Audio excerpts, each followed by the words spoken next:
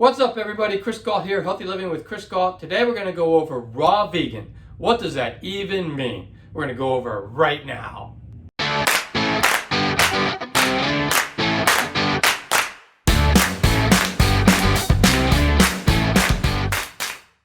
So make sure you watch the full videos, that way you get the full definition of what raw vegan means and you can see if it's actually for you or not, or if you just want to try part of it. But make sure you watch the full video and that way you'll know what to do. So what is a raw vegan diet? Healthline summarizes it as follows.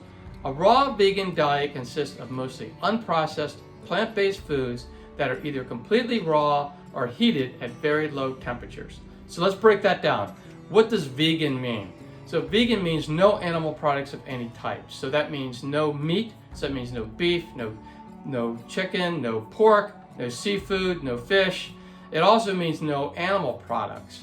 So what does that mean? That means milk and cheese or eggs or honey, because honey's made from bees. All that is considered non-vegan. So vegan means skipping all that stuff. And what raw means is that the food, what you think it means it's not cooked. But basically it means that it's not cooked above 118 degrees Fahrenheit or about 48 degrees Celsius. So that's what it means. It means that you can have warm food, it's just that you can't really cook it. So why is that? It's because when you cook the food, you start to destroy the nutrients that are in the food. So that's why people go raw vegan. So what happens is if you don't cook the food, it will retain like the living enzymes that are in the food and the vitamins and the minerals and the fiber and the water and the phytonutrients and all the good stuff that comes with food. It retains all that great food in those plant-based foods as opposed to destroying them as you slowly cook them. So when you cook something a lot, it starts to destroy all that stuff. And the reason why we eat, obviously, is so that we can get nutrients into our body, and then those nutrients can be delivered to the cells, and our whole body is made up of cells that depend on those nutrients. So the less you can cook your food, the better it is for you. Now I'm talking plant-based too. I'm not talking about not cooking animal products, because there's a whole different matter if you don't cook those. So I'm not suggesting eating raw beef or anything like that, because we know there's a lot of bad issues with that. I'm talking about raw plant-based, which is vegan. Now, do you have to be 100% raw vegan? And the answer to that is no, because I know I'm not, and I know most people aren't. I think it's a very small percentage of the world, probably be a lot less than 1% of the world is 100% raw vegan. But that doesn't mean you can't consider yourself or go on a high raw vegan diet. And that's what I feel like I do. And I'm about 50 to 70% raw vegan, and that falls into that category. And so how do I get all that stuff in? A lot of it I do with smoothies. So I do have a smoothie for breakfast, and I just pack it full of plant products. And I also have one in the afternoon. So I'm really getting a lot of my nutrients in completely raw and just blend it up, and it's very easy to get in. So that's a good way to do it. And then for dinner, I will have a hot meal for dinner typically, but then I feel like I'm getting most of my food in as raw, because all during the day except for dinner, it's all mainly raw in that definition of 118 degrees Fahrenheit or 48 degrees Celsius and below. The other thing that I would do is I would also choose to go as much organic as you can. Now I know that that can't be 100% either, or it's very difficult because sometimes you're just not going to find organic products out there.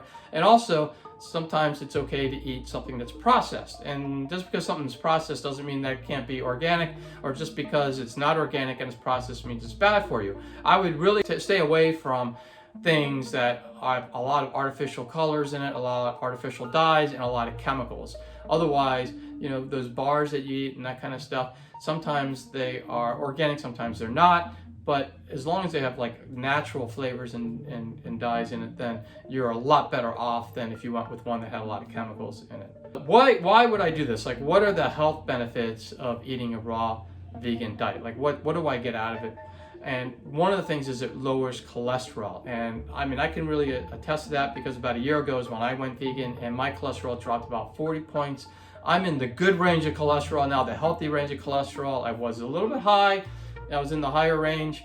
but now I'm actually in the healthy range, and I'm not taking any medication, so the food itself is what's got my cholesterol down. So my cholesterol is right around 180, and I think that most non-vegans probably have a much higher cholesterol than that. So if you're really worried about getting your cholesterol down, try this diet out. Maybe if you only try it out for 2 or 3 days a week as opposed to the whole week, you can do that too. It doesn't have to be 100% vegan either, but the more plant-based you go, the lower you're going to see that cholesterol drop. So if you take some breaks from animal products, that's going to help out. It also lowers blood pressure, which is very, very good as you age, because I'm going to be 60 in a month or so. It also improves heart health. All that stuff is good as you start to age. And it also may lower the risk of getting diabetes. We know obesity is what gives diabetes, but having a 100% raw vegan diet is going to really, really, really help you not have diabetes, and also could help reverse it. I'm not a doctor or anything. I'm just going by what I see that's out there. So I just want to make sure everyone knows I'm not a doctor, so don't go by that 100%. But just know that I see a lot of people who have gone from having diabetes to not having diabetes just by going on, not even 100%, just by increasing their plant-based and reducing their animal products, which is just full of saturated fat. That's all I really had to say, and I'm just wondering if you got anything out of this video. Are you gonna give it a try? You're gonna give the raw vegan diet a try? Are you gonna give it a little bit of a try? Maybe you do it 3 or 4 days, whatever. Or do you have any other thing you want to add, whether pro or against? Put them in the comments below, because I think we can all learn from each other. Just make sure that you're respectful. So you can talk about what you eat and why, but don't sit there and dig on someone just because they're a certain way. And that goes both ways. If you're vegan, don't crack on non-vegans. If you're non-vegans, don't crack on vegans. We all need to embrace each other. We need to make sure that we all treat each other with respect that we all deserve. So make sure the comments are good and helpful and productive, and we can all learn from each other if you do that. And I would really appreciate it, and I'm gonna meet you down there soon, because I really love reading all that great stuff. Also, if you like the video, make sure you give it a thumbs up, because that way YouTube will push this video out to others that can benefit from it. And also, if you haven't already, make sure you subscribe to the channel and ring that bell notification, and that way you'll be notified every time I put out a healthy living video. And I currently put out 2 a week, every Thursday and every Sunday. They're completely free. You can watch them, and you can get healthier as you do that. And if you know anybody else who can benefit from healthy living videos like this one, make sure you share the video with them and the channel with them, so they can join in on all the fun. 2 videos are gonna pop up at any moment, and for more tips on living a happier, healthier life, you can click on any of those videos, and you can continue your happy, healthy living journey. And I'll see you all soon, everybody.